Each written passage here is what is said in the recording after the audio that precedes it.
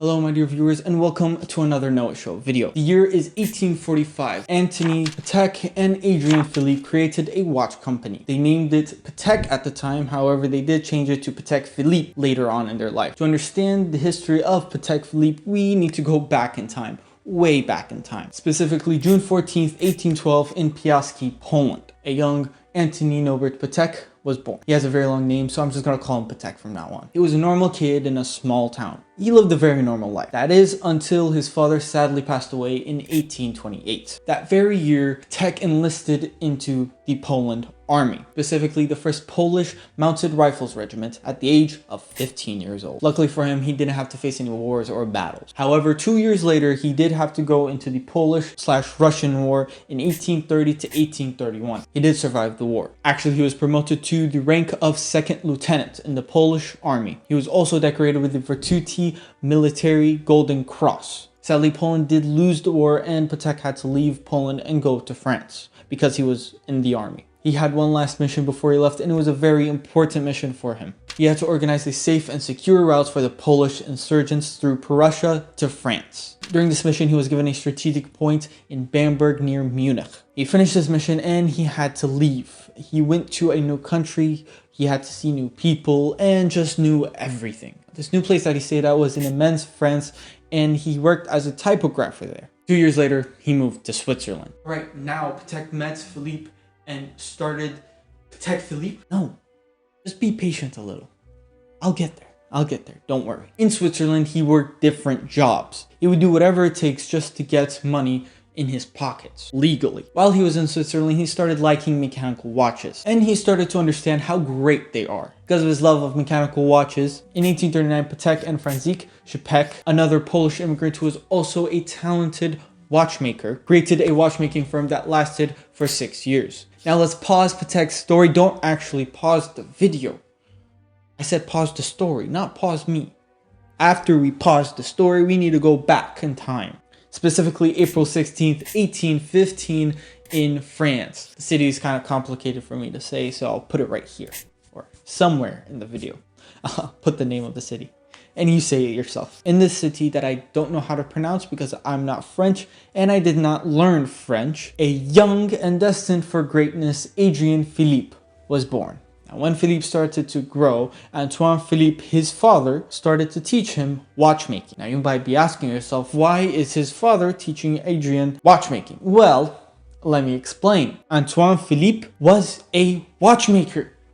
Who would have guessed it? It was destined for Adrian to become a watchmaker. It was in his blood to become a watchmaker. And he did.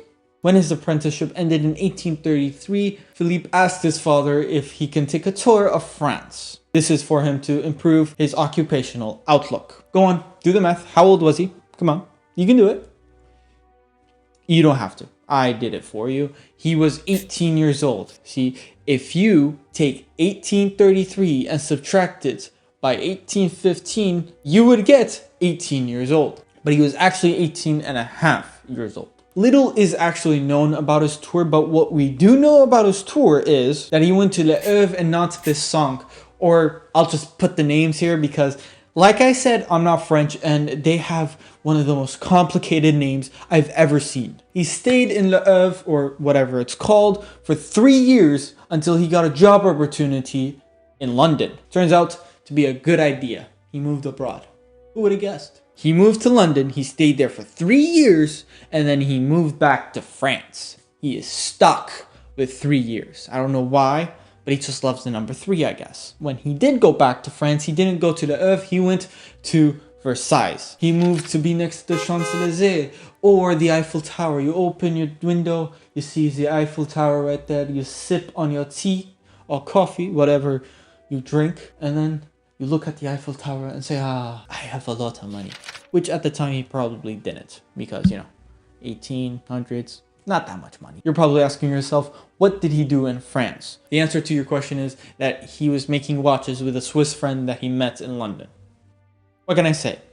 Once a watchmaker, always a watchmaker. Philippe always wanted to make a great innovation inside the watch industry. So when someone said, how about we make a watch without a winding key, he said yes and he started making it. We need to understand what is a winding key, and why do they even have it? A mechanical watch has a mainspring. The job of the mainspring was to get kinetic energy and then give it to the gears of the watch. And so the job of the winding key was to put it into the watch and wind mechanical watch until the mainspring is full of energy and it expands the energy to the gears. That is just a brief explanation of what a mechanical watch is. I'll probably do another video about it later. In 1844, Philippe made the keyless winding watch. Because of his innovative product, he got the bronze medal in the Industrial Exposition in Paris. You might ask yourself, who was there at 1844 and met Philippe? Yes, it is none other than John Cena. Yes, that guy. The guy that said, you can't see me. He traveled back in time to 1844 and said, Philippe, I will make Patek. Are you sure about that? But in reality, it wasn't John Cena. It was Patek. And now that we are where Patek and Philippe met, we need to go back to 1845 at the beginning of this video. No, don't actually go back. Like, stay here. I go back, but you stay here. Oh my God.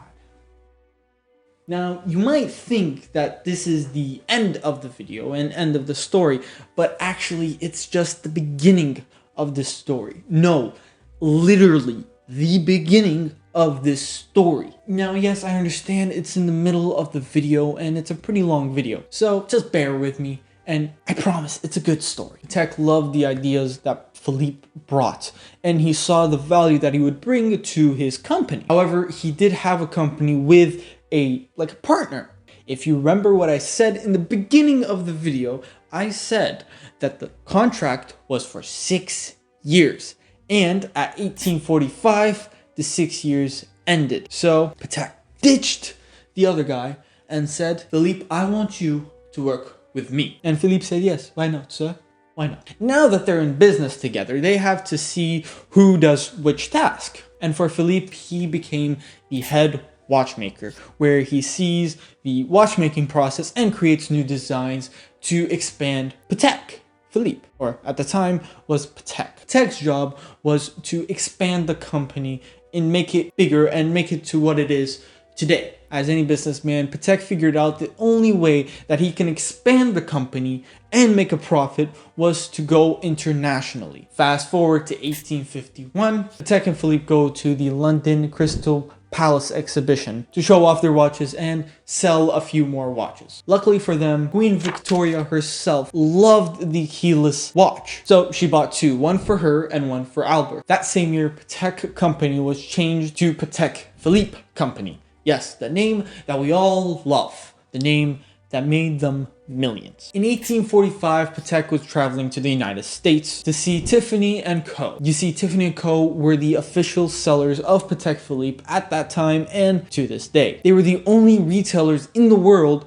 that collaborated with Patek Philippe to make a watch. Celebrating their 170th anniversary, Patek Philippe and Tiffany & Co. made a limited edition watch. That watch was the Patek Philippe Nautilus 5711/1A-018, which was released in December 2021. A little fast forward, let's go back. Now back from the United States, Patek came in with an order of a whopping 130 watches. Now during this time, Patek Philippe were actually making pocket watches. You see, back then they didn't have wrist watches. They had watches that they would put in their pocket and check the time by doing a little this and right there and then closing it, putting it back. That's how they would check the time. That is until 1868. Patek Philippe made their first Swiss wristwatch. This was for Countess Koskevich of Hungary. Now, fast forward to 1902, Patek made their first double chronograph. And if you don't know what a double chronograph is, or what a chronograph in general is a stopwatch,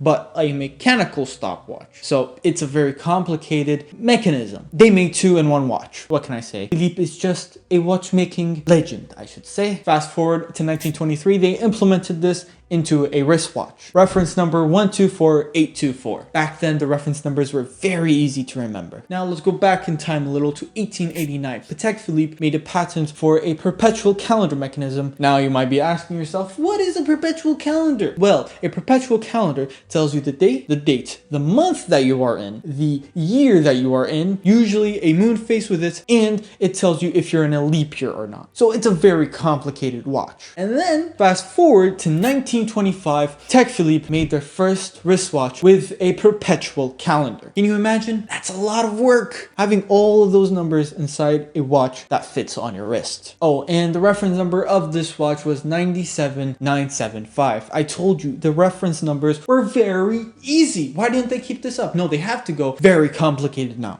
Sadly, in 1877, Patek passed away. Because of this sudden death, Philippe's son-in-law, Joseph Philippe, took over this firm. Then 14 years later, Philippe retired. The youngest of his 5 children, Joseph Philippe, another Philippe, became the head watchmaker of Patek Philippe. Then in 1901, the firm became a joint stock company, and Joseph Philippe owning most of the shares. And he became a member of the board of directors. Sadly, 6 years later, Joseph did die, and he passed on the management to his son, Adrian. Adrian held on to the company until 1913, whenever the Great Depression hit. Because of this Great Depression, he had to put the company on sale. The state of Patek Philippe was looking very bad until Charles and Jean Stern bought Patek Philippe. These two were owners of a factory that would manufacture dials for Patek Philippe, and now everything is in-house. Most of the stuff is in-house, the dial and the movement. They bought the company in 1932 and resumed manufacturing of watches. 2 years later, Charles' son Henry joined the firm. Now, fast forward to 1953. Patek Philippe made their first self-winding mechanism. Wait, what's a self-winding mechanism? Okay,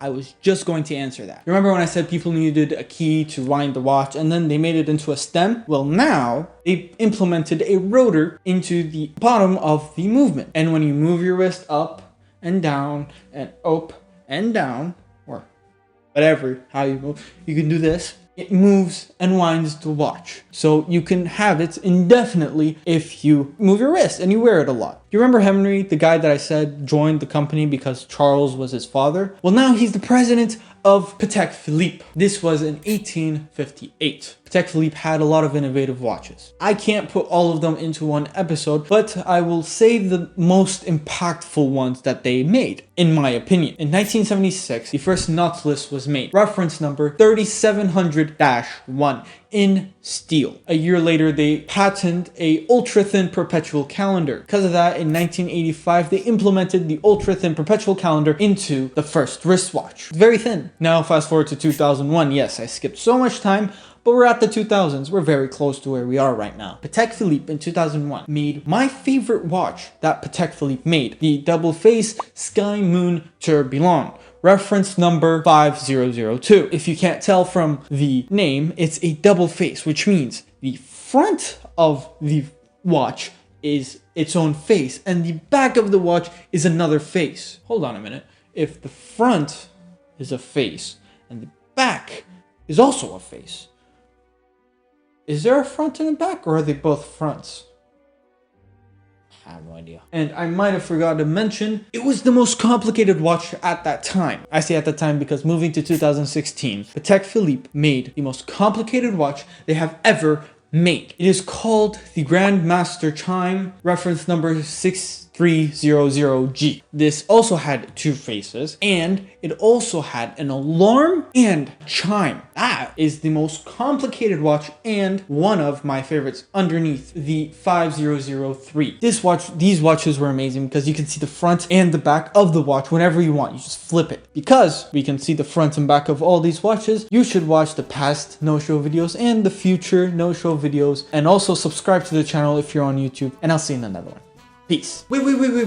Before you go, let me tell you something. I bought 5 watches the other day, and now I have a lot of time on my hand. See what I did there? It's a funny joke. Why do I do these things? Like, come on. It's not even that funny.